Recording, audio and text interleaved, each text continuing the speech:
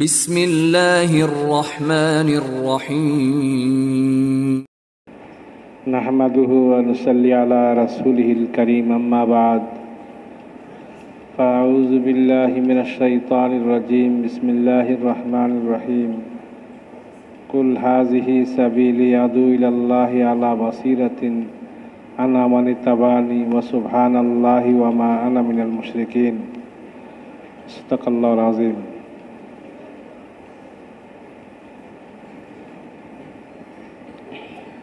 وقال ابن مسعود رضي الله تعالى عنه: من كان مستنا فليستن بمن قد مات فإن الحي لا تؤمن عليه الفتنة أولئك أصحاب محمد صلى الله عليه وسلم كانوا أفضل هذه الأمة أبرها قلوبا وأعمقها علما وأقلها تكلفا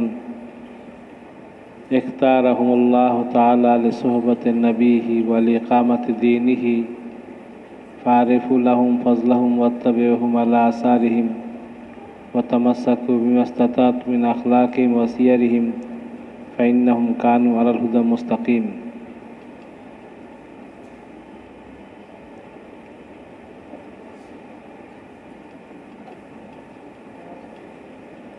मोहतरम भाई दोस्तों बुजुर्गों, एक दिन एक साहबी हज़रत कबीस इब्नुल मुखारिक रदियल्लाहु अन्हु हुजूर अकरम सल्लल्लाहु अलैहि वसल्लम काছে আসছেন। তো হুজুর সাল্লাল্লাহু আলাইহি ওয়াসাল্লাম জিজ্ঞাসা করছেন, কবিসা তুমি আমার কাছে কি জন্য আসছো? তিনি বললেন, ইয়া রাসূলুল্লাহ, আমার বয়স বৃদ্ধি হয়ে গেছে, হাড়ি গোশত চুরমার হয়ে গেছে, আমি আসছি আপনার কাছে শিখার উদ্দেশ্যে। কি উদ্দেশ্যে ভাই? শিখার উদ্দেশ্যে আসছি। যখন তিনি এই কথা বললেন তো রাসূল আকরাম সাল্লাল্লাহু আলাইহি ওয়াসাল্লাম তাকে এই কথা জবাব দিলেন, যে কবিসা, যখন তুমি শিখার উদ্দেশ্যে বাড়ির থেকে বেরিয়েছো, তো তুমি যে রাস্তা দিয়ে আসছো সে রাস্তা তোমার জন্য দোয়া করতেছিল। যে বালিকণার উপর দিয়ে হাঁটি হাঁটি আসছো সে বালিকণা দোয়া করতেছিল। যে গাছের ছায়াতল দিয়ে আসছো সে গাছও দোয়া করতেছিল। কি দোয়া? আল্লাহ পাক কবিসাকে মাফ করে দেন, ইয়া আল্লাহ কবিসাকে মাফ করে দেন, এই দোয়া করতেছিলেন। বুঝে আসছে ভাই? আমরাও যারা এখানে আসছি, আমরা শিখার উদ্দেশ্যে আসছি। কী করে দিন আমার মধ্যে আসে, পুরো দুনিয়ার মধ্যে আসে, আমাদের ঘরে বাড়িতে আসে, এই এক উদ্দেশ্য নিয়ে আমরা এখানে আসছি। এখানে যা কিছু মুজাকারাত হইতেছে, তবলিগ তো আর বয়ান হয় না, মুজাকারাই হয়। আসরে হয়েছে আলহামদুলিল্লাহ, মাগরিবও হবে। উদ্দেশ্য হচ্ছে এই মুজাকারার মতো আমি আমার জিন্দগিকে বদলাবো, আমার ঘরের জিন্দগিকে বদলাবো। যাদের উপর আমার কর্তৃত্ব চলে তাদের জিন্দগিকে আমি কী করবো? পরিবর্তন করব। এবং তাদেরকে পৌঁছাবার নিয়তে আমি শুনছি এখানে বয়ানগুলা। বুঝে আসছে ভাই? তো আমরা সবাই শিখার উদ্দেশ্যে এখানে আসছি। যদি এটা হয়ে থাকে তো আমাদের জন্য সুসংবাদ। যে রাস্তা দিয়ে আসছি সে রাস্তাও দোয়া করতেছে, যে সাওয়ারি দিয়ে আসছি সে সাওয়ারিও দোয়া করতেছে, যে গাছের ছায়াতল দিয়ে আসছে সে গাছও কী করতেছে? দোয়া করতেছে আমার জন্য। বুঝে আসছে ভাই? এরপরে রাসূলুল্লাহ সাল্লাল্লাহু আলাইহি ওয়াসাল্লাম হযরত কবিসাকে একটা দোয়া শিখিয়ে দিয়েছেন। কবিসা একজন সাহাবীর নাম। একটা দোয়া শিখিয়ে দিয়েছেন, খুবই সংক্ষেপ দোয়া শিখেছেন। এটা এই কবিসা, যখন সকালে ফজরের নামাজ পড়ো তো তুমি এই দোয়াটা 3 বার পড়বে। কয়বার পড়বে ভাই? 3 বার। খুবই ছোট একটা দোয়া, আমি পরে বলতেছি। এই দোয়াটা পড়লে আল্লাহ পাক তোমাকে বড় বড় 3টা বিপদ থেকে মুক্তি দান করবেন। দোয়াটা পরে বলবেন না, আগে বিপদটা আগে বলে দিই। এক বিপদ হচ্ছে, যখন তুমি দোয়াটা পড়বে তো যতদিন তোমার হায়াত আছে তুমি অন্ধ হবে না। কি হবে না ভাই? অন্ধ হওয়া কত বড় মুসিবত আমাদের সবারই জানা আছে। এবং তোমার কুষ্ঠরোগ হবে না। কি হবে না ভাই? এটা একটা রোগ। শরীর সাদা হয়ে যায়, গায়েতে গন্ধ হয়ে যায়, মানুষ তাকে ঘৃণা করে, সে কোথায় বসতে পারে না, তার কাছেও কেউ বসতে পারে না। 3 নম্বর হয়েছে তোমার প্যারালাইসিস হবে না। কি হবে না? প্যারালাইসিস হবে না। এই 3টা বিপদ থেকে আল্লাহ পাক তোমাকে মুক্তি দান করবেন যদি তুমি সকালে ফজরের পরে দোয়াটা 3বার পড়ো। দোয়াটা বলবো ভাই, ইয়াদ করবো তো ইনশাআল্লাহ। এইটাও তবলিগ কেন্দ্র। তবলিগ শুধু হাঁটি হাঁটি দাওয়াত দেওয়া না, বিভিন্ন দোয়া দরুদ পড়া সকাল বিকালে বিভিন্ন সময়, এটাও তবলিগের মধ্যেই সামিল। কিন্তু আমরা এখন তবলিগ আল্লাহ মনে করে শুধু তবলিগ করে বোধ কাম, আর বাকি কোনোটা কামে না। এই মেজাজ যেন আমাদের না হয়, বুঝতে পারছে ভাই? তো বলছে যে সুবহানাল্লাহিল আযীম ওয়া বিহামদিহি, সুবহানাল্লাহিল আযীম ওয়া বিহামদিহি, খুবই ছোট দোয়া। সুবহানাল্লাহিল আযীম ওয়া বিহামদিহি যে সকালে 3বার পড়বে, আল্লাহ পাক তাকে বড় বড় 3টা বিপদ থেকে মুক্তি দান করবেন। অন্ধ হওয়া, প্যারালাইসিস হওয়া, কুষ্ঠরোগ হওয়া। একটা হচ্ছে দোয়া, একটা হচ্ছে দাওয়াত, একটা হচ্ছে দোয়া। দুটোই উম্মতের হাতিয়ার। দাওয়াতও উম্মতের হাতিয়ার, দোয়া কি ভাই? এই উম্মতের হাতিয়ার। এই জন্য বিভিন্ন জায়গায় বিভিন্ন সময় বিভিন্ন দোয়া দরুদ আছে, এগুলার পড়া ইহতেমাম করা। যেমন আমরা নামাজ পড়ছি এখন, এই নামাজের পরেও বিভিন্ন দোয়া আছে, বুঝে আসছে ভাই? হাদিসে পাকের মধ্যে আসছে যে ব্যক্তি হাত নামাজের পরে আয়াতুল কুরসি পড়বে, কি পড়বে? আয়াতুল কুরসি পড়বে, তার মৃত্যুর ফলে জান্নাতে প্রবেশ করার শুধু মৃত্যুটাই আছে। মৃত্যুবরণ করবে, সাথে সাথে সে জান্নাতে প্রবেশ করবে। দোয়াটা কি ভাই? আয়াতুল কুরসি। এটা আমাদের সবারই জানা আছে, জানা না থাকলে বসে ইয়াদ করে নিব। বুঝে আসছেন? বুঝে আসছে ভাই? এই দোয়াটা আমরা, এই আয়াতুল কুরসিটা আমরা সবাই ইয়াদ করে নেওয়ার চেষ্টা করব। একবার হাজী আব্দুল মুকিন সাহেব রহমতুল্লাহ আলাই, যে আমাদের কাককালে মুরব্বী ছিলেন, উনি এক সাথীকে পাইলেন, দেখা হয়েছে, কথা ওনার কামরায় আসছে, কথাবার্তা হইতেছে। তো জিজ্ঞাসা করছে আপনি কি 3 চিল্লা দিয়েছেন? তিনি বললেন যে হ্যাঁ 3 চিল্লা দিছি। তো জিজ্ঞাসা করছে আপনি কি আয়াতুল কুরসি পারেন? কে জিজ্ঞাসা করছে? হাজী আব্দুল মুকিন সাহেব রহমতুল্লাহ আলাই ওই সাথীকে জিজ্ঞাসা করলেন আপনি কি আয়াতুল কুরসি ইয়াদ করছেন? ওই সাথীর নামেই শুনে নেই আয়াতুল কুরসির কথা, বুঝছেন? তো তশকিলের যিনি জিম্মাদার ছিলেন তখনকার, তখন ওনাকে ডাকছেন। হাজী সাহেব কি করছে? তোমাকে ডাকছেন, ডাকি বলতেছে এই সাথীটা 3টা চিল্লা দিল, তার আয়াতুল কুরসি পড়ার শিখার সুযোগ হলো না, এটা কেমন হলো? তখন বুঝেছে এটা যে আয়াতুল কুরসির সমস্ত মুসলমানদের ইয়াদ থাকা চাই, একে হাত নামাজের পরে পড়া চাই, তাহলে সে মৃত্যুর পরে ডাইরেক্ট জান্নাতে প্রবেশ করবে। এরকম একটা আমরা অনেক আমল আছে। আরও বলি, এই আয়াতুল কুরসি ফজাইলের মধ্যে হুজুর সাল্লাল্লাহু আলাইহি ওয়াসাল্লাম হযরত আবু হুরায়রাকে কিছু যাকাত ফিতরার মালে জিম্মাদার বানাইছেন। তখনও যাকাত ফিতরা ছিল, এগুলো কালেকশন হইতো, উসুল হইতো, যারা মোস্তাহিক তাদেরকে দেওয়া হইতো। তো একখানে অনেকগুলা টাল হয়েছে, হযরত আবু হুরায়রাকে বলছে তুমি এটা নেগরান। কথা বুঝতেছেন তো ভাই? ও ভাই কথা বুঝাইতেছে? আবু হুরায়রার নাম শুনছেন না? আবু হুরায়রা মশহুর সাহাবা। তো উনি নেগরানি করেন, ডেলি দেখে যে কি ওই মাল কমে যায়, সদকা খায়রাতের যে জিনিসপত্র আছে যেখানে রাখে উনি নেগরানি করতেছেন, ডেলি কমে যেতেছে। তো উনি হুজুর সাল্লাল্লাহু আলাইহি ওয়াসাল্লামকে বললেন ইয়া রাসূলুল্লাহ, এই মাল যে কমে যায় বুঝতেছি না কিছু, আমি তো সবসময় নেগরানি আছি। তো উনি বললেন কি যে তোমার বোধহয় এখানে চোর আইয়ে, কি আসে? শয়তান আইয়ে, শয়তান কি আছে? শয়তান আসে চুরি করে মনে হইতেছে। এটা কারো বুঝাইবে না, শয়তান চুরি কেন চুরি করতে পারে? তো হযরত আবু হুরায়রা রাতে ভালো করে পাহারা দিতেছে, দেখে একদিন রাতে দেখলো যে একটা শয়তান আইছে, আইসা বস্তা ভর্তি আছে সদকা খায়রাতের জিনিসের, নিয়ে পালাইবে।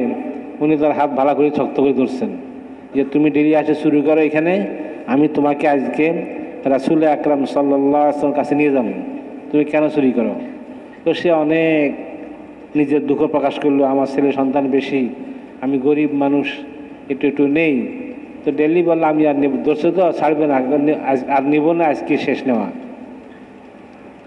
দ্বিতীয় দিন আবারও সে আসে, সে বস্তা ভর্তি আছে সদকা খায়রাতের জিনিসপত্র, খেজুর গম যা আছে, আজকে ভালো করে ধরছে। আজকে তোমাকে ছাড়বো না, তোমাকে নিয়ে যাব হুজুর ইসলামের কাছে।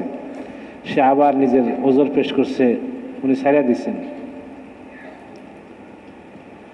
তো তৃতীয় দিন আসছে, আবার তো ভাড়া করে ধরছে, এমন ধরা ধরছে আর ছাড়বে না আজকে। তুমি ডেলি বলো নিবে না, আর আসে চুরি করো, আজ নিয়ে যাবো। তখন সে বললো কি, আবু হুরায়রা, আমি তোমাকে একটা দোয়া শিখাইতেছি, এই দোয়া পড়লে আমি আর আসতে পারবো না এখানে, আমার আশা খেয়ে যাবে, নিষেধ হয়ে যাবে। তো সাহাবায়ে কেরাম তো দোয়ার খুব আশেক ছিলেন, সওয়াবের খুব আকাঙ্ক্ষিত ছিলেন। তো বললেন কি, ঠিক আছে শিখাই দাও। সে বলল, প্রতিদিন রাতে তুমি আয়াতুল কুরসি পড়বা, পড়লে কি হবে না, তোমার যে সামান চুরি হবে না, তুমি সব ধরনের নিরাপদ তুমি হয়ে যাবে। বুঝা আসছে? এই দোয়া শিখে শয়তান এই দোয়া শিখে দিছে, আয়াতুল কুরসি শিখে দিছে। উনি পরের দিন রাসূল আকরাম সাল্লাল্লাহু আলাইহি ওয়াসাল্লামের কাছে গেছেন, ইয়া রাসূলুল্লাহ, হুজুর যে আগে জিজ্ঞেস করছেন তোমার ওই লোকের কি অবস্থা, রাতে যে তোমার কাছে আসছিল, তুমি তাকে ধরছিলা। কছি, ইয়া রাসূলুল্লাহ, তাকে তো আপনার কাছে নিয়ে আসতাম, সে কিছু ওজোর খাই করছে, এই জন্য তাকে ছাড়িয়ে দিছি।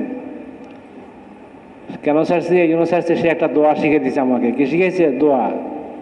তো হুজুর ইসলাম শুনে বললেন, সে যদিও মিথ্যা কথা কয়, সত্য কথা কয় না, কিন্তু দোয়াটা দোয়াটা সত্য শিখেছে।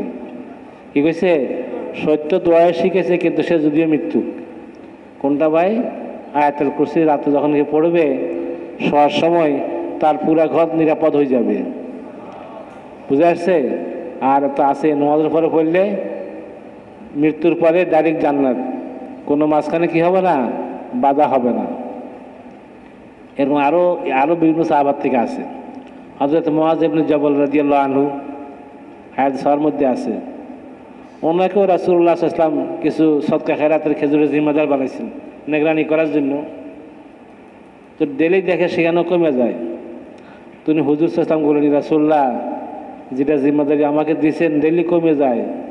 তোমার এখানে শয়তান আই গিয়ে আসে রাত্রে, শয়তানে কিন্তু চুরি করে। শয়তান কি করে? চুরি করে। তো উনি যখন হুজুর ইসলামদের শুনছে এই কথা, রাত্রে ভালো করে ঘরের মধ্যে তৈরি নিয়ে বসে আছে। আজকে আজ শয়তান আসে, তো তৈরি নিয়ে বসে আছে, আজ তাই ধরবে তাকে। তো গভীর রাতে দেখতেছে একটা হাতি কি আসছে, একটা হাতি আইতেছে ঘরের বাইরেতে একটা হাতি আইতেছে। আর উনি ভালো করে মাজার মধ্যে কাপড় পেঁচা বসে রয়েছে। ঘরের দরজা তো বন্ধ, হাতি দরজার ফাঁকি দিয়ে ঢুকে গেছে। কেমনে ঢুকছে? এ তো বাতাস, তো দরজার ফাঁকি দিয়ে ঢুকে গেছে। যখন ঢুকছে, খেজুর ভরা আরম্ভ করছে, উনি ভালো করে শক্ত করে ধরছে, এমন ধরছে আর ছাড়ে না তাকে। কে তোকে আমি নিয়ে হুজুর সাল্লাল্লাহু আলাইহি ওয়াসাল্লামের কাছে উপস্থিত হব, তো ছাড়বো না। তো সে ওনাকে খুব কাকুতি মাকুতি করে একটা দোয়া শিখে দিচ্ছে। কি শিখেছে? দোয়া। দোয়া পড়লে আমি আর আসতে পারবো না। কি দোয়া? প্রতিদিন রাতে শোয়ার সময় তুমি আয়াতুল কুরসি পড়বা। কি পড়বা? আয়াতুল কুরসি ইয়াদ আছে? ইয়াদ না থাকলে ইয়াদ করে নেবেন, আর ইয়াদ না থাকলে কমসম কোরআন শরীফ খুলে ইয়াদ করে ফেলাবেন, দেখে দিয়ে গেলে পড়বেন। বলছে সূরা বাকারা, সূরা আয়াতুল কুরসি পড়বা তুমি প্রতিদিন রাত্রে। আর কি পড়বা? সূরা বাকারা শেষ 2 আয়াত পড়বা, শেষ রুকুটা পড়বা। তাহলে তোমার ঘর পরিপূর্ণ নিরাপদ হয়ে যাবে। চোর ডাকাত ঢুকতে পারবে না, শয়তানও ঢুকতে পারবে না। বুঝে আসছে ভাই? যারা আমরা তাবলীগ করি, আমাদের কাম হচ্ছে দোয়া এবং দাওয়াত। দোয়া দরুদ ইয়াদ করা এবং কি করা, আর দাওয়াত দেওয়া, এটা আমাদের কাম। শুধু দাওয়াত দিলাম, কোনো দোয়া দরুদ পাইলাম না, তো এটা তো হইল না। যেমন হুজুর আসর পরে অনেক বয়ান করছেন, ভালো ভালো কথা কইছেন। অজু করার সময় বিসমিল্লাহ পড়লে পুরো শরীর পাক হয়ে যায়। কি হয়ে যায়? অজুর সাথে পুরো শরীর পাক হয়ে যায়। এমনকি যে অঙ্গ ধোয়া হয় না, সেটাও পাক হয়ে যাবে। শর্ত হচ্ছে কি, অজুর শুরুতে সে বিসমিল্লাহ পড়বে। কি পড়বে? বিসমিল্লাহ পড়বে। তাহলে তার পুরো শরীর কি যাবে? পাক হয়ে যাবে। এ ফজল আমাল মধ্যে আছে, শেখ জাকারিয়া রহমতুল্লাহ লিখছেন, যে ব্যক্তি অজু করে, অজুর সাথে তার যত গুনাহ আছে সমস্ত গুনাহ ঝরে যায়। যে অঙ্গকে ধুইতেছে, হাত ধুইতেছে, মুখ ধুইতেছে, নাক ধুইতেছে, চেহারা ধুইতেছে, এইসব কি হয়ে যায়?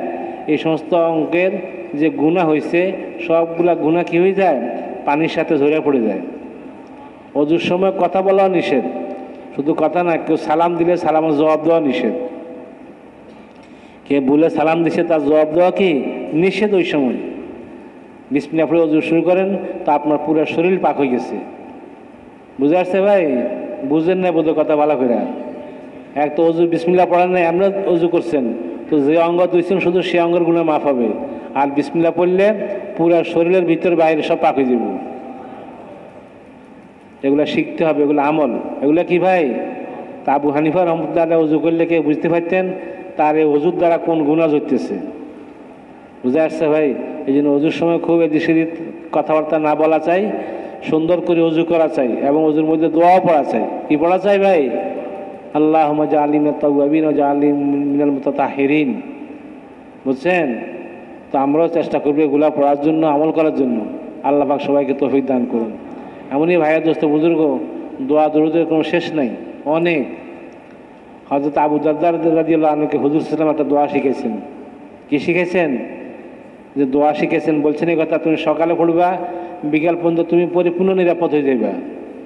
বিকালে পড়বা, সকাল পর্যন্ত তুমি পরিপূর্ণ নিরাপদ হয়ে যাইবা। বুঝে আসছে? উনি সব সময় দোয়া পড়তেন। সবসময় কি করতেন? এই দোয়া পড়তেন। একদিন তিনি মসজিদে বসা, এক লোক আসে খবর দিল, হে আবু দারদা, গ্রামে আগুন লাগছে, আগুন লাগিয়ে পুরা গ্রাম পড়ে গেছে, আপনার ঘরও পড়ে গেছে।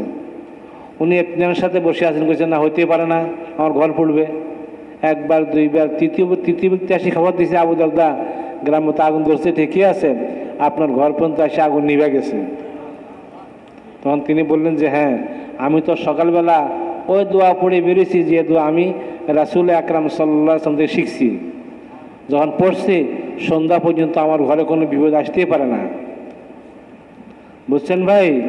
আল্লাহুম্মা আনতা রাব্বি লা ইলাহা ইল্লা আনতা আলাইকা তাওয়াক্কালতু আনতা রাব্বুল আরশিল আযীম মাশা আল্লাহ কান ওয়া লাম ইয়াশা লাম ইয়াকুন লা হাওলা ওয়া লা কুওয়াতা ইল্লা বিল্লাহিল আলিয়্যিল আযীম আ'লাম আন্নাল্লাহা আলা কুল্লি শাইইন কাদির ওয়া আন্নাল্লাহা কাদ আহাতা বিকুল্লি শাইইন ইলমা আল্লাহুম্মা ইন্নী আউযু বিকা মিন শাররি নাফসি ওয়া মিন শাররি কুল্লি যী শাররিন ওয়া মিন শাররি কুল্লি দাব্বাতিন আনতা আখিযুম বিনাসিয়াতিহা ইন্না রাব্বি আলা সিরাতিন মুস্তাকিম। খুবই ছোট দোয়া, বেশি বড় দোয়া না। বুঝছেন না? এই দোয়াটা আমরা শিখে নিব। সকালে পড়বো, সন্ধ্যা পর্যন্ত নিরাপদ। সন্ধ্যা পড়বো, সকাল পর্যন্ত কি নিরাপদ। আমার বাড়িঘর সব কি থাকবো? ঠিক থাকবে, কোনো অসুবিধা। আমার ব্যবসা বাণিজ্য, চাকরি বাকরি সব ঠিক থাকবে, কিছু নষ্ট হবে না। বুঝে আসছে ভাই? এই সমস্ত দোয়া শিখার দরকার আছে। হযরত ইমাম আবু হানিফা রহমতুল্লাহ আলাই, যিনি আমাদের ইমাম ছিলেন, উনি ওনার ছাত্রদেরকে ওসিয়ত করছেন এই দোয়া প্রতিদিন পড়ার জন্য। কে ওসিয়ত করছে ভাই? ভাই তাও মনে নেই আপনাকে। আবু হানিফা রহমতুল্লাহ আলাই, যিনি আমাদের ইমাম, উনি তার ছাত্রদেরকে কি করছেন? ওসিয়ত করছেন এই দোয়াকে পড়ার জন্য সকাল বিকেল। আমরা পড়বো তো ইনশাআল্লাহ, ইয়াদ করে নেব। যারা পুরান সাথীরা আছে, ওলামা কেরাম আছে, এদের দোয়া মুখস্থ আছে, আলফাজের ফরক হইতে পারে, বিভিন্ন আলফাজও আছে। তা আমরা এই দোয়াকে পড়বো এবং সকাল বিকাল পড়ার চেষ্টা করবো ইনশাআল্লাহ। এবং বাড়ি ঘরে আওলাদেরকেও শিখাবো। বুঝে আসছে? আওলাদেরকে কী করবো? এগুলো শিখাবো। এক তবলিগ করবো আর এই দোয়া দরুদগুলো ইয়াদ করবো ইনশাআল্লাহ। বুঝে আসছে ভাই? এই যে ব্যক্তি সূরা ইয়াসিন, যে সূরা ওয়াকিয়া পড়বে রাত্রে এই সময়, সে এখন হোক বা এশার পর হোক, যে সূরা ওয়াকিয়া পড়বে তার ঘরে কোনো অভাব আসবে না।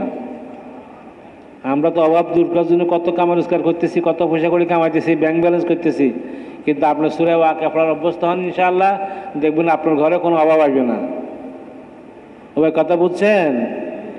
ওইগুলো বুঝাইবে না, খালি পয়সা কামাই করা বুঝাইবে। পয়সা কামাই করে খাইতেও পারবেন না। ডায়াবেটিস হইবে, প্রেশার হইব, ডাক্তার কাছে যাবেন, ডাক্তার করে খায়েন না, কম খায়েন। পয়সা কামাই করবেন, দিনই মেহনত করবেন, দোয়া দরুদিয়াত করবেন, তো খাইতে কোনো বাধা নেই। খাইতে কোনো কি নেই ভাই? বাধা নাই। সবাই বুঝেন না বোধ কথাটা? সবাই বুঝে আসছে সবাই?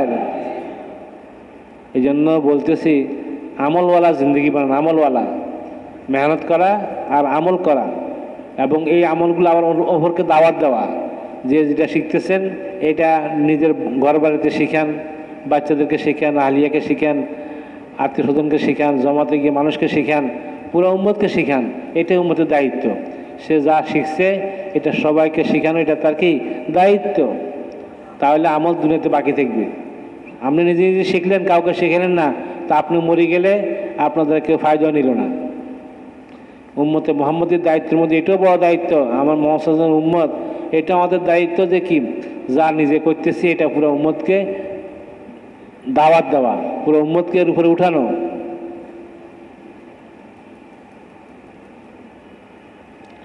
তো বাইরে দোস্ত বুজুর্গ, যা আমল তবলিগে আসে শিখে, বিভিন্ন ওলামা কাম থেকে শিখে, বিভিন্ন এগুলা বাড়ি ঘরে মা বোনদেরকেও পৌঁছানো, তাদেরকে এর উপরে উঠে চেষ্টা করা। কথা বুঝে আসছে ভাই? করবো তো ইনশাআল্লাহ। এটা আমার দায়িত্ব। আমার এখন তো আর নবী দুনিয়াতে আসবেন না, মোহাম্মদ ইসলাম আখিরি নবী। আগে তো আল্লাহ পাক নবীদেরকে পাঠাইতেন দুনিয়াতে, তারাই মানুষকে দাওয়াত দিতেন, বুঝাইতেন।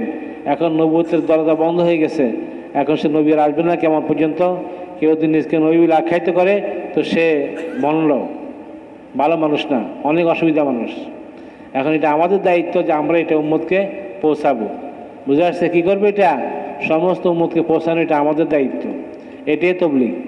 তবলিগ কোনো নতুন জিনিস না যা আমি শিখতেছি বিভিন্ন হালকাতে, বিভিন্ন হালকাতে শিখতেছি, বানাতে শিখতেছি, এগুলাকে অপরকে পৌঁছানো, এটা হচ্ছে তবলিগ। এই তবলিগ করলে অনেক সাহায্য সব পাওয়া যাবে, অনেক।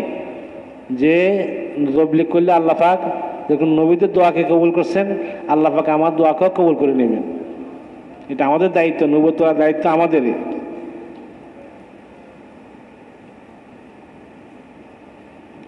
এমনকি যত নবীর দুনিয়াতে আসছেন, ১৬ লক্ষ নবীর দুনিয়াতে আসছেন, এটাই রেওয়ায়তের মধ্যে পাওয়া যায়। এই সব নবীকে যে দায়িত্ব দেওয়া হয়েছে, ছোট বড়, এই সব দায়িত্ব উম্মতকে দেওয়া হয়েছে, উম্মত মুহাম্মদীকে দেওয়া হয়েছে। যখন তারা সেই দায়িত্বকে আদায় করবে তো এদের নূর নবীদের মতো নূর হবে।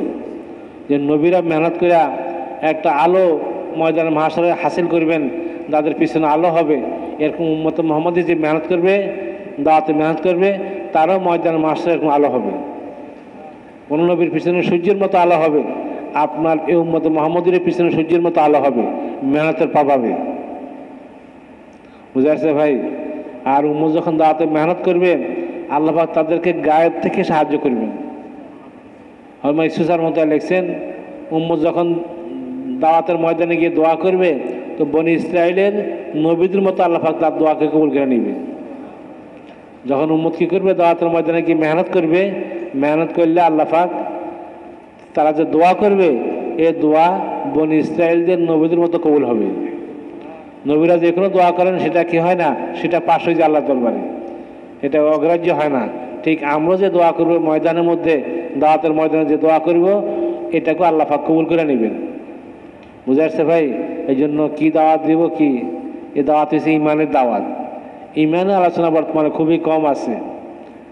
অনেক আমলের আলোচনা অনেক আছে, কিন্তু ইমানের আলোচনা খুবই কম। বেশি বেশি করে ইমান আলোচনা করা। হযরতে হানজালা রাদিয়াল্লাহু আনহু, উনি একদিন ঘরের থেকে ছুটলেন যে না ফাঁকা হানজালা, না ফাঁকা হানজালা, আর এই কথা বলতেছেন যে হানজালা মুনাফিক হয়ে গেছে।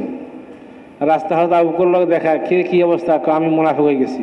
কইছেন না তুমি পাক্কা মুসলমান, তুমি ইমানদার, মুনাফিক কেমন হইলা? কইছেন না মুনাফিক হয়ে গেছি। তো বললেন দেখেন, আমরা যখন হুজুর সাল্লাল্লাহু আলাইহি ওয়াসাল্লামের মজলিসে থাকি তখন যে ইমানি কাইফিয়ত থাকে, বাড়ি ঘরে গেলে সেটা থাকে না। তা আবু বকর বললেন আমারও তো একই অবস্থা। তো দুইজনে গেছে, হুজুর সাল্লাল্লাহু আলাইহি ওয়াসাল্লামের কাছে গেছে, ইয়া রাসূলুল্লাহ, না ফাঁকা হানজালা। হুজুর সাল্লাল্লাহু আলাইহি ওয়াসাল্লাম বলছেন না, তুমি ঠিকই পাক্কা মুসলমান, তুমি মুনাফিক না। বলছি ইয়া রাসূলুল্লাহ, যখন আপনার মজলিসে থাকি তখন যে আমাদের ইমানের কাইফিয়ত থাকে, বাড়ি ঘরগুলো সেটা বদলে যায়। তো এটাই তো নেফাক। উনি এক আজীব জবাব দিচ্ছেন, হুজুর সাল্লাল্লাহু আলাইহি ওয়াসাল্লাম একটা আজীব জবাব দিচ্ছেন। কি জবাব? হে আবু হানজালা, তোমরা যে আমার মজলিসে থাকো, তোমাদের যে ইমানের কাইফিয়ত থাকে, অবস্থা থাকে, যে 24 ঘন্টায় থাকতো এরকম, তো রাস্তাঘাটে তোমাদের সাথে ফেরেশতা মুসাফা করতো। কিছু বাটা পড়িয়ে যাবে, যখন ইমানের কথা শোনা হবে তখন তো কি হবে? ইমান বাড়তে থাকবে। আর যখন শুনবেন না তো ইমান ঘাটতি হতে থাকবে। এই জন্য ইমানের সবসময় মুজাকারা করা। এই যে 5 কাম যেটা আছে, এটা কোনো আজগুবি জিনিস নাই। এটা হচ্ছে এই জন্যেই আমার ইমানকে শক্তিশালী করার জন্যেই। এই যে 5 কাম বলি না আমরা, মশওয়ারা 2.5 ঘন্টা, মাসে 3 দিন, 2 গাছ, 2 তালিম, এটা কি জন্য? এগুলো হচ্ছে ইমানি মজলিস, ইমানি মুজাকারা। এগুলা করবেন, আপনার ইমান সবসময় কি থাকবে? সতেজ থাকবে, মজবুত থাকবে, বাটা পড়বে না। আর এগুলা করবেন না, দুনিয়াবি ধান্দা করবেন শুধু, এই সমস্ত আমলের কোনো খেয়াল নাই, তো আপনার ইমান আপনার থেকে যাইতে যেতে এমন হবে যে আপনি ইমান হারা হয়ে যাবেন। এটাকে হাদিসের মধ্যে বলা হয়েছে, অনেক মানুষ অনেক আমল নিয়ে আসবে, আস্তে আস্তে এমন হবে যে সে ময়দানের মাসে যখন উপস্থিত হবে, কাউকে গালি দিছে, কাউকে মারছে, কাউকে কাটছে, বিভিন্ন অবস্থা হইতে হইতে সমস্ত আমল তার ঘাড়ে চলে যাব। আর সে খালি হাত হয়ে আর তার গুণের বোঝা লয়ে সেখান থেকে জাহান্নামে যাবে। কেন? যে সব সময় কিছু ইমানি মোজাকারা হওয়া চাই, করাই চাই, নত শুনি বা বলি। এটা হচ্ছে করলে তখন কি থাকবে? ইমান ঠিক থাকবে, মজবুত থাকবে। হযরতে সাহাবা ইকরামদের ইমান কত যে মজবুত ছিল ওটা চিন্তাই করা যায় না। যত হালাত আসছে ইমান মজবুত হওয়ার কারণে তার উপরে অটল ছিলেন সাহাবারা। হযরতে খাব্বাব রাদিয়াল্লাহু আনহু একজন সাহাবী, মশহুর সাহাবাদের মধ্যে যারা প্রথম যুগে ইসলাম আনছেন। একদিন ওনাকে কাফর এমন মারছে, মারতে মারতে রক্তাক্ত করে ফেলেছে। তো সান্ত্বনার জন্য রাসূলুল্লাহ সাল্লাল্লাহু আলাইহি ওয়াসাল্লামকে তালাশ করতেছেন, কোথায় আছে হুজুর? তো তালাশ করে ওনাকে বাইতুল্লাহতে পাইছেন, বাইতুল্লাহর পাশে হেলান দিয়ে বসে আছেন। তো গিয়ে বললেন ইয়া রাসূলুল্লাহ, আর কতকাল সবর করব, এই অবস্থা রক্তাক্ত করে ফেলাইছে। তো হুজুর সাল্লাল্লাহু আলাইহি ওয়াসাল্লাম ওনাকে সান্ত্বনা দেননি। কি বলছেন? তোমাদের আগে যারা দায়ী হয়ে আসে দুনিয়াতে, দায়ী তবলিগ করছে, তাদেরকে লোহার চিরুনি দিয়ে তাদের গায়ের গোশত খসড়ানো হয়েছে। এরপর তারা দাওয়াতকে ছাড়ে নাই, ইমানকে ছাড়ে নাই, এমনকি করাত দিয়ে দুটুকরা করে দেওয়া হয়েছে। এরপর তারা কি করে না? ইমানকে ছাড়ে নাই, ইমানকে ছাড়ে নাই। আর তোমরা এত তাড়াতাড়ি ফেরেশান হয়ে গেলা। আরে তোমাদের এই মেহনতের কারণে পৃথিবীতে এত আমন কায়েম হবে, এত আমন কায়েম হবে। হাজরামউত থেকে সানা ইয়ামান পর্যন্ত প্রায় 1000 মাইল এই রাস্তা দিয়ে মানুষ চলাফেরা করবে, পরিপূর্ণ নিরাপদে চলাফেরা করবে। এই মেহনতের কারণে পুরো পৃথিবীতে কী হবে? আমান শান্তির পরিবেশ তৈরি হবে। বুঝে আসছে ভাই? এই যে তোমরা মার খেতেছ, পিঠা খেতেছ, কষ্ট হইতেছে, এটা বৃথা যাবে না। আল্লাহ পাক এর উপরে কী করবেন? আসমান থেকে আমানের ফয়সালা করবেন। এরকম আমানের ফয়সালা হবে। একটা মানুষ, একটা মহিলা, সে ইরাক থেকে বাইতুল্লাহতে আসবে, একে একই আসবো, প্রায় 1000 মাইল একে একই আসবে। তার সাথে তার কোনো মহরম থাকবে না, সে একে একই আসবে, বাইতুল্লাহ তওয়াফ করবে। সে কোনো ধরো তোমর যুগে এক মহিলা আসছে এরকম বাইতুল্লাহতে তওয়াফ করার জন্য, ইরাক থেকে। জিজ্ঞাসা করছে তুমি কোথেকে আসছো? আমি ইরাক থেকে আসছি। তোমার সাথে কে আছে? কেউ আমার সাথে নেই। একটা মহিলা একে একই সফর করতেছে, দিনকে দিন সফর করে বাইতুল্লাহ আসতেছে, তওয়াফ করতেছে, সাথে কোনো মহরম নাই। এত আমার নিরাপদ কায়েম হচ্ছে দুনিয়াতে। তখন সেই মহিলা বলতেছে, হে আমিরুল মুমিনিন, যখন রাত হয়ে যেত আমি কোনো ঘরে ঢুকতাম, কারো বাড়িতে ঢুকতাম, সে বাড়ি আমার বাপের বাড়ি, ভাইয়ের বাড়ি মনে হইতো, এরকম নিরাপদ। তবলিগ দ্বারাই আমার চাওয়া হইতেছে দুনিয়াতে। মেহনত করবো আমরা সবাই, যখন করব মেহনত করতে করতে পুরো দুনিয়াতে শান্তির পরিবেশ তৈরি হবে, আমার পরিবেশ তৈরি হবে। ও ভাই কথা বুঝে আসছে? তবলিগ মেহনত কোনো হাওয়াই মেহনত না, অনেক মজবুত মেহনত। এই মেহনত দ্বারা আমার জাহের বাতিন ঠিক হবে, আমার এমনকি আমার জাহের বাতিন ইসলাহ হবে। কি হবে? ইসলাহ বুঝেন নাকি? ইসলাহ বুঝেন? সংশোধন, আল্লাহ পাকের হুকুম মতো চলা, নবীর তরিকা মতো চলা, সব কাজের মধ্যে খেয়াল করা, আসি যাওয়া, এটা হচ্ছে ইসলাহ। আমরা এখন করি কি? তবলিগের সময় লাগে, আবার মনে করি ইসলাহর জন্য আরেকখানে যাইতে হবে। বিলকুল না। এই কাজকে তরতিব মতো করবেন, ওসুল মতো করবেন, মামুলাতের পাবন্দি হবেন, তো আল্লাহ আপনার জাহের বাতিনকে ইসলাহ করে দিবেন। বুঝে আসছেন? জাহের বাতিনকে ইসলাহ করে দিবে। এমনকি হয়তো শেখ জাকারিয়া রহমতুল্লাহ আব্বিতে এটাও লিখছেন যে যেরকম অন্যান্য মেহনতে মানুষের মধ্যে ইসলাহ হয়, জাহের বাতিন ঠিক হয়, তবলিগ দ্বারাই ইসলাহ হবে, জাহের বাতিন ঠিক হবে। হয়তো শেখ নিজের পরিচয় দিয়েছেন পরে যে আমার তাল্লুক তবলিগের সাথেও আছে, আমার তাল্লুক খানকার সাথেও আছে, দুইটাই ইসলাহী মেহনত। তবলিগে ইসলাহী মেহনত, শর্ত হয়েছে এটাকে ইসলাহী মেহনত হিসাবে করা, নিয়ত করা যে আমি আমার জিন্দগিকে পরিবর্তন করার জন্য তবলিগ করতেছি, মামুলাতের পরিপূর্ণ পাবন্দি করা। পাবন্দি না করি তো ভাই দোস্ত বুজুর্গ তো বহু জিন্দিগি রিক্স আছে। হযরত শেখ রহমতুল্লাহ আলাই ফজাইলে তবলিগের মধ্যে, এর মধ্যে 7টা পার্ট আছে ফজাইলে তবলিগের। প্রথম পার্টের মধ্যে শেখ জাকারিয়া রহমতুল্লাহ আলাই তবলিগের ফজাইলের উপরে কোরআন কারীমের আয়াত পেশ করছে, তবলিগ করলে কি লাভ হবে, না করলে কি ক্ষতি হবে। দ্বিতীয় পার্টের মধ্যে হযরত শেখ রহমতুল্লাহ আলাই তবলিগের ফজাইলের উপরে হাদিস আনছেন, তবলিগ করলে কি ফায়দা, না করলে কি ক্ষতি। 3, 4, 5, 6, 7 এই 5টার মধ্যে 6টা উসুল বয়ান করছে। দায়ীর তবলিগওয়ালার এই 6টা উসুলের পাবন্দি করলে তার জিন্দিগি ইসলাহ হয়ে যাব। কি হয়ে যাবে? ইসলাহ হয়ে যাবে। ও ভাই কথা বুঝে আসছে না আসে নাই? কি রে ভাই সব শব্দে কারণটা কি খেয়াল করেন কি করতেছি। হয়তো শেখ লেখছেন যে আমাদের সাথীরা যারা তবলিগ করতে করতে পুরান হয়ে গেছে এখন সবাই আমির সাহেব কয়। কি কয়? জিম্মাদারকে আমির সাহেব কয়। কয় না আপনার করে আমির সাহেব কয় না? কয়। তখন তারা নিজকে ভুলে যায়, শুধু অপরকে সোজা করার ফিকিরে থাকে। নিজে যে সোজা হইতে হইব আল্লাহর কাছে এটা তার খেয়ালে হয় না, ভুলে যায় সে। বুঝে আসছেন? সে যে তার নিজের সোজা হওয়া দরকার, ইসলাহ হওয়া দরকার এটা ভুলে যায়, শুধু অপরকে সোজা করার জন্য ফিকিরে পড়ে। এমন ফিকির করে অমুককে সোজা করতে হইব, অমুক মসজিদে কাম উঠাইতে হবে, অমুক মানুষকে তবলিগ বের করতে হবে। আমি তো তবলিগওয়ালা হয়ে গেছি আর কি। তো এদের সম্বন্ধে বলছেন আজই ধমকি দিচ্ছেন। তো দুটি হাদিস সেখানে আনছেন হয়তো শেখ রহমতুল্লাহ আলাইহি। একটা আনছেন কি, যাদের মেজাজ এরকম হয়ে গেছে শুধু অপরকে সোজা করা, নিজের সোজা হওয়ার কোনো ফিকির নেই, তো হয়তো শেখের 2টা রেওয়ায়েত আনছে সেখানে। অনেক জান্নাতি লোকেরা জাহান্নামীদের কাছে যাবে। কোথায় যাবে? জাহান্নামীদের কাছে যাবে, যায় সেখানে বলবে, ভাই তোমরা জাহান্নামে কেন? আমরা তোমাদের ওয়াজ বয়ান তবলিগ দেখে জান্নাতে আসছি, তোমরা যে জাহান্নামে পড়ে আসো, কারণটা কি? ও ভাই কথা বুঝতেছেন? তবলিগওয়ালা করে কইছে, শুন খেয়াল রাখেন। ফজলে তবলিগে আনছে 3 নম্বর পাঠের মধ্যে যে জান্নাতি লোকেরা আসবে জাহান্নামীদের কাছে। কেমনে আসবো সেটা তখন দেখবেন। আয়সা বলবে, ভাই তোমরা জাহান্নামে কেন? আমরা তোমাদের ওয়াজ বয়ান শুনে তবলিগ দেখিয়া, গাছটা দেখিয়া, তালিম দেখিয়া, মশওয়াত দেখিয়া, মাসে 3 দিন লাগান দেখিয়া, চিল্লা দেখিয়া আমরা জান্নাতে আসছি, তোমরা যে জাহান্নামে পড়ে আছো কারণটা কি? তখন বলতে বাধ্য হবে, আমরা যে তোমাদেরকে বলছিলাম তবলিগের কথা, দিনের কথা আমরা আমল করিনি। তোমরা আমল করছো, জান্নাতে পৌঁছে গেছো। আমরা আমল না করার কারণে আল্লাহ আমাকে জাহান্নামে ফেলা রেখেছে।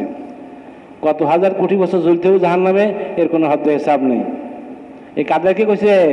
তবলিগওয়ালা করে কইছে, তবলিগওয়ালা করে শেখে। ফজলে তবলিগের কিতাব। ওরা বুঝছেন না? বুঝেন নাই? হ্যাঁ খেয়াল রাখেন, শুধু তবলিগ করলে যে জান্নাতে যাবে না তো সহজ না, তবলিগ করে জাহান্নামে যাওয়া লাগবে, এটাও আছে। সতর্ক থাকেন। আরেকটা রেওয়ায়েত আছে, হুজুর সাল্লাল্লাহু আলাইহি ওয়াসাল্লাম যখন মেরাজ দিয়েছেন, মেরাজ তো একবার সশরীরে একবারই হয়েছে, বাকি স্বপ্নের মাধ্যমে কয়েকবার মেরাজ হয়েছে। স্বপ্নের মাধ্যমে হুজুর সাল্লাল্লাহু আলাইহি ওয়াসাল্লামের কয়েকবার মেরাজ হয়েছে, সশরীরে একবার হয়েছে। পুরো আসমান জমিন সব সাইর করছেন, লৌহ কলম আল্লাহর কাছে জিয়ারত করছেন। ওখানে হুজুর সাল্লামকে যখন মেরাজ যাইতেছিলেন দেখলেন কিছু লোকের ঠোঁটকে আগুনে কেঁচি দিয়ে কাটা হইতেছে, কিছু লোকের ঠোঁটকে আগুনের কেঁচি দিয়ে কাটা হইতেছে। তো হুজুর সাল্লাল্লাহু আলাইহি ওয়াসাল্লাম জিবরাইলকে জিজ্ঞেস করছেন, জিবরাইল এরা কারা? যাদের ঠোঁটকে আগুনে কেঁচি দিয়ে কাটা হইতেছে এরা কারা?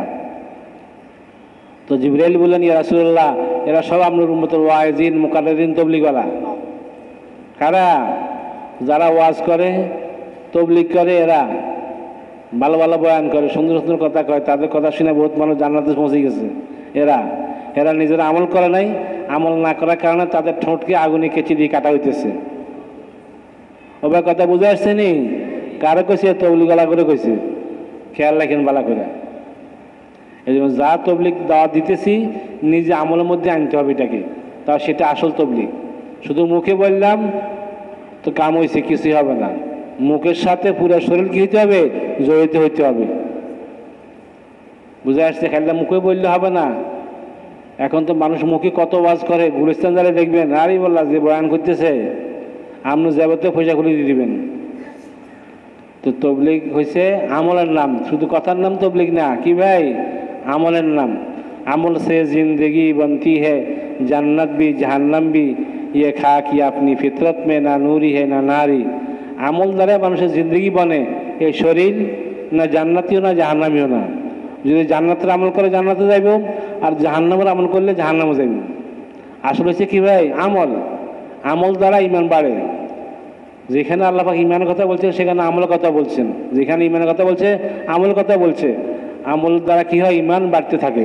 তবলিগ দ্বারা ইমান বাড়ে, আমল দ্বারা ইমান বাড়ে।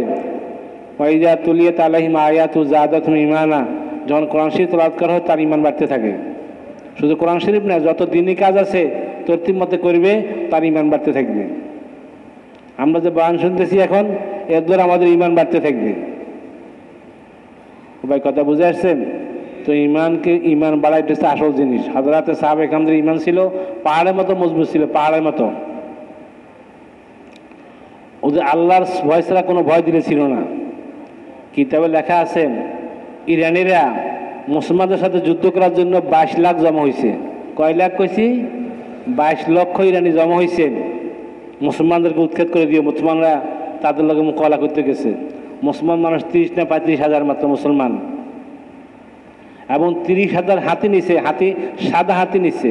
তাদের আকীদা ছিল সাদা হাতি থাকলে তারাই জয় হয়।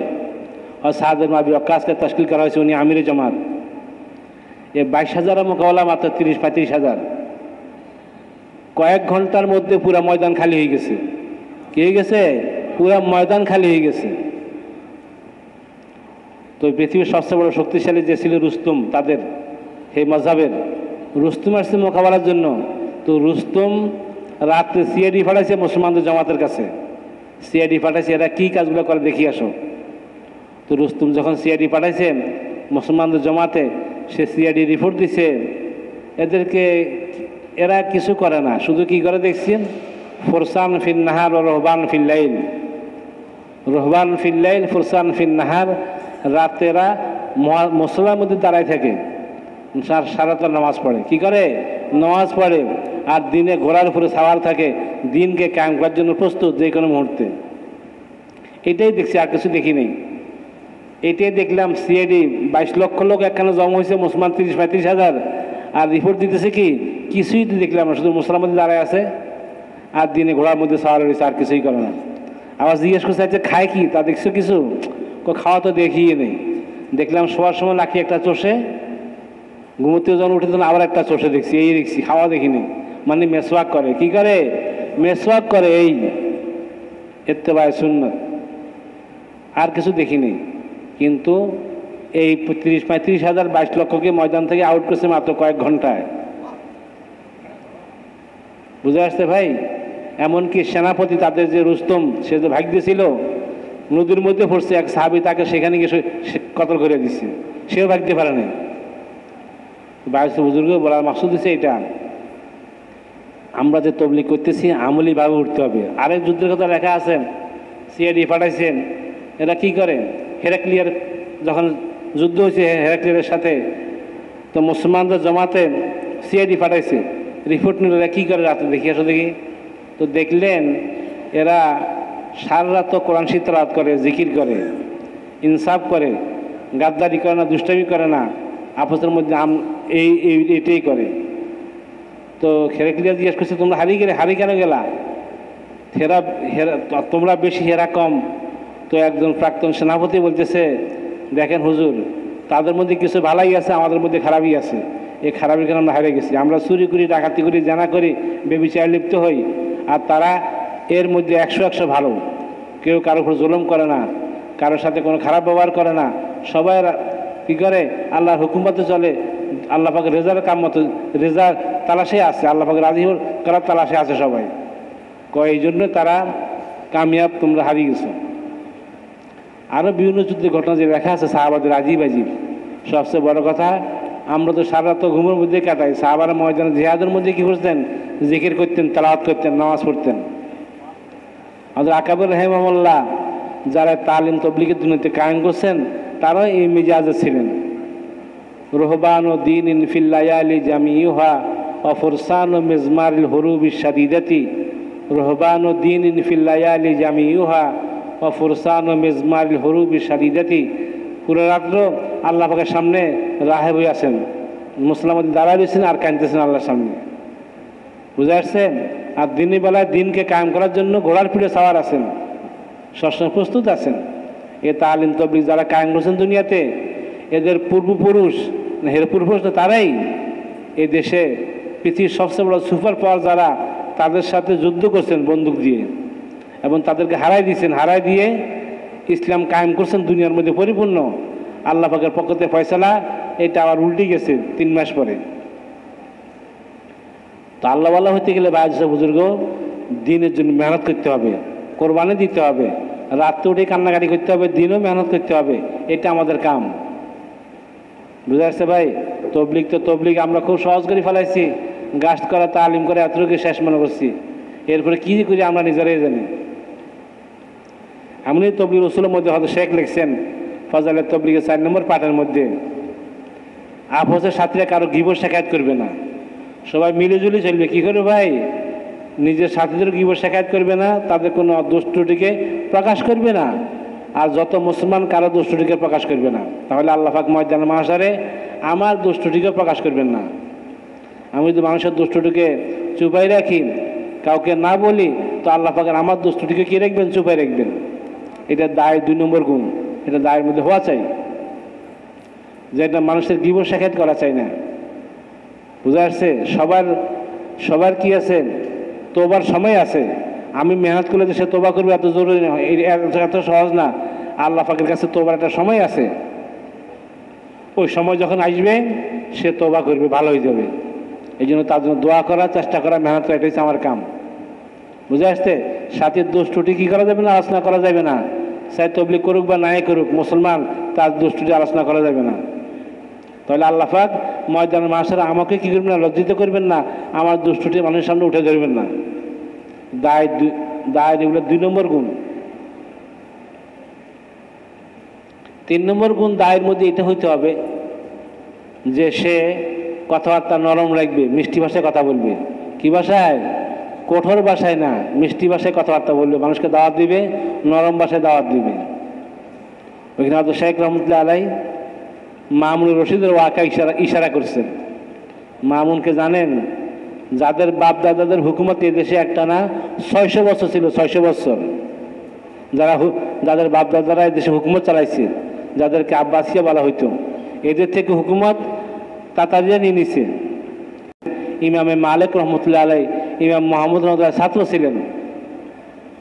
তার দরবারে সপ্তাহে একবার ওলামাদের বৈঠক হইতো। ন্যায়পরায়ণ হওয়ার কারণে যে কোনো ব্যক্তি তাকে কঠোর ভাষায় নসিহত করত। একজন দায়ী কঠোর ভাষা, ওয়াইজ, তাকে কঠোর ভাষায় নসিহত করছে। তো মামুন জবাব দিছে, আল্লাহ আপনার চাইতে উত্তম মুসা হারুনকে আমার চাইতে অদম কাফের ফেরাউনকে যখন পাঠাইছে তো বলছে নরম ভাষায় দাওয়াত দিতে বলছে। কোন ভাষায়? নরম ভাষায় দাওয়াত দিতে কইছে। তরতিবে এটা নরম ভাষায় মানুষকে দাওয়াত দেওয়া, নরম ভাষায় কথা বলা, শক্ত ভাষায় না, শক্তি কারোর সাথে না করা চাই। শক্তির দ্বারা মাসলা সবখানে হল হয় না। শক্তি করে ধোকা খাওয়া লাগে, মার খাওয়া লাগে, মাথা ফাটানো লাগে। বুঝা যাচ্ছে? সাহাবারা শক্তি করছে ময়দানে জিহাদের মধ্যেও, কিন্তু কেউ মুসলমান হয়ে গেছে তাকে সাথে সাথে ছেড়ে দিছে। শক্তি না, সেটা দিনের জন্য করছেন। হয়তো আলী রাদিয়াল্লাহু এক যুদ্ধের মধ্যে এক কাফেরে ধরছে, তাকে জব করবে, সে থুতু মারছে ওনার চেহারার দিকে, উনি তাকে ছেড়ে দিছেন। দেখছেন? ছেড়ে দিছে, প্রতিশোধ নেয় নেই। কেন? আগে তাকে আমি ধরছি মারার জন্য, দিনের জন্য, এখন সে থুতু মারছে আমাকে, আমার রাগ গোসা হইতে পারে, রাগ গোসার সাথে আমি তাকে জব করবো, ছেড়ে দিছে। সেই অবস্থা, হালাত দেখা, এই ব্যবহার দেখে সে মুসলমান হয়ে গেছে। হুজুর সাল্লাল্লাহু আলাইহি ওয়াসাল্লাম একবার রিয়াদ থেকে ফিরছেন, তখন রিয়াদ বলা হয়তো, নাজদে বলা হয়তো। সাহাবাদের বিশাল জমার সাথে আছেন, বিভিন্ন গাছের নিচে মানুষ শুয়েছে গর্বের মধ্যে। তো এক কাফের দূরত্বে গ্রাম থেকে দেখছে যে মোহাম্মদ শোয়া আছে গাছের ছায়ার নিচে, তলোয়ারকে গাছের লটকায় রেখেছে, আইসে হাতে তলোয়ার নিছে। লওয়ার সময় লওয়ার নিয়ে হুসলামকে বলতেছে, তোমাকে আমার হাতে কে বাঁচাইবে? হুসলাম তখন ঘুমতে ঘুরছে। তো কি বললেন যে আল্লাহ বাঁচাইবে। কে? আল্লাহ। এটা বলার সাথে সাথে তার হাতের মধ্যে কম্পন সৃষ্টি হয়েছে, তলোয়ার নিচে পড়ে গেছে। এখন হুসলাম নিজে হাতে তলোয়ার নিছে, এখন বললেন এখন তোমাকে কে বাঁচাই বলো। তো সে হুসলামের প্রশংসা করা আরম্ভ করছে, আপনি আল্লাহ রাসূল, আপনি এরকম এরকম এরকম ভালো মানুষ, আখলাকি মানুষ। তো হুসলাম তাকে ছাড়া দিছে। এই অবস্থা দেখে সে এলাকাতে গিয়ে মুসলমান হয়ে গেছে। মুসলমান হয়ে এলাকাতে দায়ী হয়ে ফিরে গেছে, যে সেখানে মানুষকে দাওয়াত দিছে। তো আখলাক বাই নরম হওয়া, প্রতিশোধ না নেওয়া, এটা হচ্ছে আমাদের কাম। আপনি লাঠি একটা নিয়ে যাবেন, তার কাছে 10টা লাঠি আছে, বুঝছেন? ফিটে মারামারি করে কিছু করা যায় না। যে তরতিবের সাথে আগাইবেন, তো আল্লাহ পাক আপনাকে জয়যুক্ত করবেন, আপনাকে কামিয়াব করবেন। এটু ইসলামের আদব এগুলা। সাহাবারা যুদ্ধ করছেন বিভিন্ন জায়গাতে, শুধু মানুষের মাথা মারেন নাই, তলোয়ার মারেন নাই, আল্লাহ পাকের হুকুম ছিল তাই মাঠে নামছেন, তো আল্লাহ পাকে সব কিছু মোসাক্কার করে দিছে। তো ভাই দোস্ত বুজুর্গ, দায়ের 3 নম্বর গুণ হচ্ছে দায় কি করবে? নরম ভাষায় দাওয়াত দিবে। কি ভাষায়? তবলিগ যে করতে যাবেন মহল্লার মধ্যে কেমন দাওয়াত দিবেন? নরম ভাষায় দাওয়াত দিবেন। শক্ত ভাষায় দাওয়াত দিলে মাথা আপনারটা আগে ফেটবো, এরপরে বাকিটা ফেটবো। দায়ের 5 নম্বর গুণ হচ্ছে দায়ী এই দাওয়াতের ময়দানে 3 নম্বর হচ্ছে 4 নম্বর হচ্ছে দায়ী যা দাওয়াত দিবে একমাত্র আল্লাহর জন্য দাওয়াত দিবে। এটা হচ্ছে 1 নম্বর গুণ দায়ের। 4 নম্বর গুণ যে যা করবে সব সে আল্লাহর জন্যই করবে, কারোর জন্য করবে না। ময়দানে মাশারে 3 ব্যক্তির ফয়সালা প্রথম জাহান্নাম হবে। 3 ব্যক্তির এই দিনের মধ্যে সবচেয়ে আল্লাহ কাম হচ্ছে 3টা, কিন্তু এই 3টা করা হয়েছে মানুষকে দেখাবার জন্য। তো আল্লাহ পাক তাদের ফয়সালা প্রথম জাহান্নাম করবে। সমস্ত আউয়ালিন আখিরিন যখন ময়দানে মাশারে একত্রিত হবে, প্রথম 3 ব্যক্তির ফয়সালা জাহান্নাম হবে। তার মধ্যে একজন আলেম, তাকে বলা হবে তুমি এলেম কেন শিখছ? বলবি আল্লাহ এলেম শিখছি তোমাকে রাজি করার জন্য, মানুষের ভুকার জন্য শিখছি। আল্লাহ বলবে যে না, তুমি এলেম শিখছে মানুষ তোমাকে বড় আলেম বলবে, এই জন্য তার ফয়সালা জাহান্নাম হবে। একজন বাহাদুরকে একজন সখীকে দেওয়া হবে, দাতাকে ডাকা হবে, তুমি মানুষকে কেন দিছো? মানুষকে বলবে আল্লাহ তোমার রাজি খুশি করার জন্য দিছে। বলছেন না, মানুষ তোমাকে দাতা বলবে এই জন্য দিছ, তোমার নাম রেডিও টিভিতে আসবে, ফেভারে আসবে, এই জন্য দিছ। তার ফয়সালাও জাহান্নাম হবে। 3য় ব্যক্তি যে জান দিতে শহীদ হয়ে গেছে, তাকে আল্লাহ পাক ধরবেন তুমি কেন জান দিছ? সে বলবে ইয়া আল্লাহ আপনার দিনকে দুনিয়াতে কায়েম করার জন্য দিছি। কইছেন না, তুমি দিছ, মানুষ তোমাকে বাহাদুর বলবে, হয়ে গেছে, এখন জাহান্নামের ফয়সালা। তো দিনের মধ্যে সবচেয়ে আল্লাহ কাম হচ্ছে 3টা, আলেম হওয়া, এলেম শিখা মানুষকে দেওয়া, আর দিনের জন্য জান মালে কোরবানি দিয়ে শহীদ হয়ে যাওয়া সবচেয়ে আলা জিনিস, কিন্তু এটা করছে মানুষকে দেখাবার জন্য, তাই তাদের ফয়সালা জাহান্নাম হয়েছে। তো ভাই দোস্ত বুজুর্গ, আমরা যা করতেছি একমাত্র আল্লাহর জন্য করব। কার জন্য ভাই? আল্লাহর জন্য করব। এটা 1 নম্বর জিনিস। নবীদের সবচেয়ে বড় গুণ হচ্ছে এটাই, ওমা আসসালাকুম আলাইহি মিন আজরিন।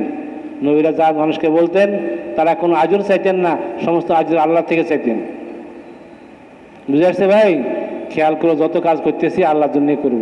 কাউকে আমি 2 পয়সা দিতেছি তা আল্লাহর জন্য যেন হয়, বুঝে আসছে, অন্য কোনো উদ্দেশ্যে না হয়। আর দায়ের 5 নম্বর গুণ যেটা লিখছেন হযরত শেখ রহমতুল্লাহ আলাইহি ফাজাইলে তাবলীগের মধ্যে, ওলামাদের প্রতি মায়া মমতা হওয়া, ওলামাদের প্রতি ভালোবাসা হওয়া, ওলামাদের কোনো দুষ্টুটি বয়ান না করা। বুঝে আসছে ভাই?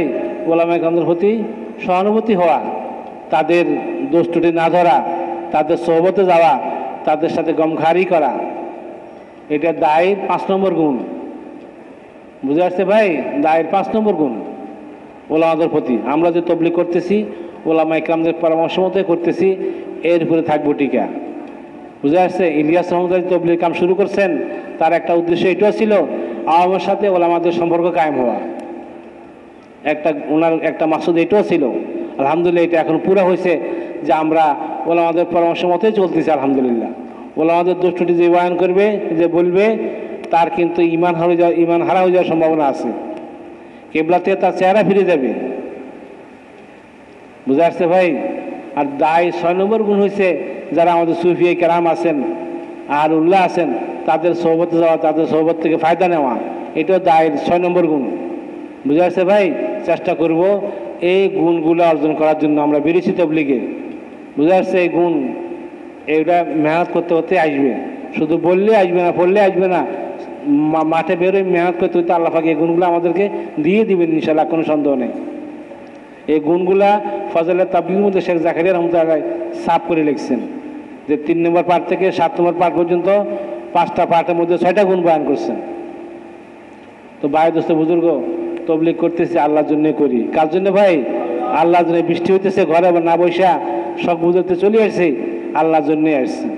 বুঝে আসছে? এরকম হার কাজ আল্লাহর জন্য করার চেষ্টা করা। এখলাসের দাম সবচাইতে বেশি। এখলাস না হলে আপনি যত কিছু দিবেন কোনো দাম নেই আল্লাহর কাছে।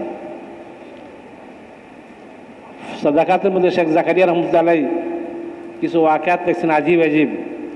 যখন যারা দুনিয়াতে মোস্তানি করে বেড়াইতেছে, এখন পয়সার মালিক অনেক কিছু, তো এরা ধরা পড়ে যাবে ময়দানে মাশারে, এসব পয়সাওয়ালা ধরা পড়ে যাব। তো আল্লাহ যত ফকির আছে দুনিয়ার ফকিরদেরকে জমা করবেন সেখানে। ফকিরদেরকে বলবেন দেখো তো ময়দানে মাশারে যারা তারা তোমাদের কেউ কিছু দিচ্ছে আমার জন্য, দেখো তো কেউ আছে কিনা। তো লক্ষ লক্ষ ফকির ময়দানে মাসরে তালাশ করবে, তাদেরকে কেউ কিছু দিছে আল্লাহর জন্য তালাশ করবে, তালাশ করে যাদেরকে পাইবে এদেরকে তারা জান্নাতে পৌঁছে দিবে। এ ফকিরকে 2-4 টাকা দিয়ে 2 পয়সা দিয়া জান্নাত পাই গেছে ফকিরকে। এ ফকিরদের সুপারিশে তখন এরা জান্নাতে যাইব। এই জন্য ফকিরকে দিতে ছোটো মনে করে দেওয়া চাই না, তার হক আছে, সে তার কাছে নাই, সে চাইতেছে আমার থেকে, আমার কাছে থাকলে আমি তাদেরকে দেওয়া চাই 2-1 পয়সা, আর না থাকলে তার থেকে মাফ চাওয়া চাই, তুমি আমাকে আল্লাহর জন্য মাফ করে দাও। বুঝা আসছে? এই ফকিরদের সুপারিশে যারা দুনিয়াতে মুস্তানি করে বেড়াইতেছে এরা জান্নাতে যাইব। তাদেরকে আপনি গাড়ি দিয়ে যাইতেছেন, রাস্তার কাছে 2-1 ফকির পয়সা চাইছে, তাকে দেওয়া চাই থাকলে যাবার মধ্যে, না থাকলে তাতে মাপ চাওয়া চাই। তো ভাই দোস্ত বুজুর্গ, আল্লাহ পাক আপনাদেরকে হার লাইনে উন্নতি দান করছেন, দুনিয়াতে শান শওকতে আছেন, শান্তিতে আছেন, যতটুকু আছেন আল্লাহ রেখেছে, এর কদর করা চাই। স্বাস্থ্য দিছে তার কদর করা চাই, পয়সা করে দিছে তার কদর করা চাই। এই জন্য ভালো করে দিনই মেহনত করলে ভালো হয়ে যান। দিনই মেহনত করলে দুনিয়াতেও শান্তি, আখরাতেও শান্তি। আর দিনই মেহনত না করলে দুনিয়া আখরাতে ও জানে পেরেশানি। এই পেরেশানি থেকে বাঁচার জন্য তবলিগের মেহনত করেন। বুঝা আসছে? সহি তরতিব মতো করবেন, ওলামাদের পরামর্শ মতোই করবেন। ইলিয়াস রহমতুল্লাহ আলাই, ইউসুফ রহমতুল্লাহ আলাই, এলম হাসান রহমতুল্লাহ কোনো ডাক্তার ইঞ্জিনিয়ার ছিলেন না, ওরা ওলামা ইকরাম ছিলেন। নবীরা যারা আসেন দুনিয়াতে সবাই কি ছিলেন? ওলামা ইকরাম ছিলেন, আসমান ইলমের বাহক ছিলেন। বুঝছেন? তারাই দিন আহাল বেশি। আর আমরা বাকিরা যারা আছি আমরা চলনেওয়ালা, চালানেওয়ালা না। এখন কেউ যদি মনে করে যে আমরাও চালানেওয়ালা, তো সে ধোকার মধ্যে আছে। চালানেওয়ালা ওলামা ইকরাম, হার কাজের নেগরান ওলামা ইকরাম, তাদের সাথে পরামর্শ করি আমাদের চলতে হবে। তাহলে ইনশাআল্লাহ আপনি ঠিকানায় পৌঁছে যাবেন, নতবা ঘাটে ঘাটে ধরা পড়বেন, যে ধরার কারণে আপনার জিন্দগি শেষ হয়ে যাবে, কঠিন শাস্তির সম্মুখীন হয়ে যাবেন।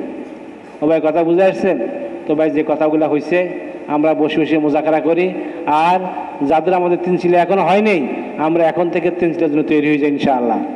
ঠিক আছে ভাই? আমরা 3 ছিলের জন্য তৈরি হয়ে যাই। আল্লাহ সবাইকে তৌফিক দান করুন। বুঝে আসছে ভাই?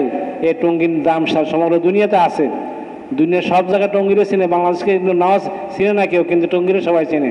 সেই হিসাবে দরখাস্ত এটা আপনাদের কাছে যে আমরা ইনশাআল্লাহ যাদের 3 চিলা হয়নি, আমরা এখন থেকে 3 চিলার জন্য পাকা তৈরি হয়ে যায় ইনশাআল্লাহ। ভাই কে কে তৈরি আছেন ভাই? ও ভাই আসেনি তৈরি? হাত তো উঠাবেন কমাস কম। আল্লাহ পাক সবাইকে কবুল করে নেন। আল্লাহ আল্লাহ সবাইকে কবুল করুক। সবাই দিনই মেহনত করার সবার ভাগ্য জুটে না। আল্লাহ পাকের মাখসুস তবকা যারা দিনই মেহনত করেন বলা হয়, আল্লাহ যাদেরকে আল্লাহ কবুল করবেন তারাই দিনই মেহনত করতে পারবে, আর কেউ পারবে না। তাই চেষ্টা করা, দোয়া করা, যে কথাগুলো হয়েছে ভাই এগুলো আপসে মোজাকারা করে এখানে বসবো, কথাগুলো নতুন বাদীকে শেখাবো, নিজেরাও শিখবো, নিজেরাও সময় লাগার জন্য তৈরি হয়ে যাবে ইনশাআল্লাহ। আর যাদের বিদেশ সফর হয়নি বিদেশের জন্য তৈরি হয়ে যাবো, বা যাদের সফর হয়েছে তারা দ্বিতীয়বার বিদেশের জন্য তৈরি হয়ে যায় ইনশাআল্লাহ। তো ভাই আমরা এরপর এলান হবে এখান থেকে, তারপর আমরা উঠবো। তো ভাই আমরা 3-4 জন করে হালকা বানাইনি, হালকা বানাই কথাগুলো মোজাকারা করি ভাই। ও ভাই মোজাকারা করি কথাগুলো, উঠে না যায়। এখন আমাদের সময় বাকি আছে, আজান বাকি আছে, অল্প সময় কথা হয়েছে, আমরা কথাগুলো শুনি ভাই, তারপর উঠবো এখান থেকে, যে এলান হবে তখন উঠবো ইনশাআল্লাহ।